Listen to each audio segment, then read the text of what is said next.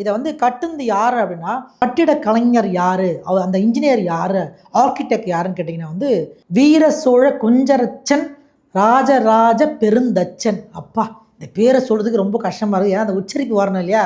இவரு தான் வந்து இந்த ராஜராஜ சோழன் கட்டின பெருவுடையார் கோயிலுடைய அவர் தான் இன்ஜினியர். இவர் இல்லைன்னா அந்த கோயில் வந்து எழும்பி இருக்காது. என்ன சொல்கிறாங்கன்னா வந்து ராஜராஜன் வந்து கேட்டிருக்காரு, என்னப்பா கோயில் கட்டி முடிச்சிட்டிய, எதனா பிரச்சனை, இயற்கை இடர்பாடு எதனா வந்தால் எதனா ஆகுமா அப்படி கேட்கும்போது, தலைவரே ராஜா ஐயா, எதுவுமே ஆகாது, கோயிலோட கோபுரத்து நிழல் கூட கீழே விழாது அப்படின்னு சொன்னதா, அந்த இன்ஜினியர் சொன்னதா வந்து பேசிக்கிறாங்க, புழக்கத்தில் இருக்குது.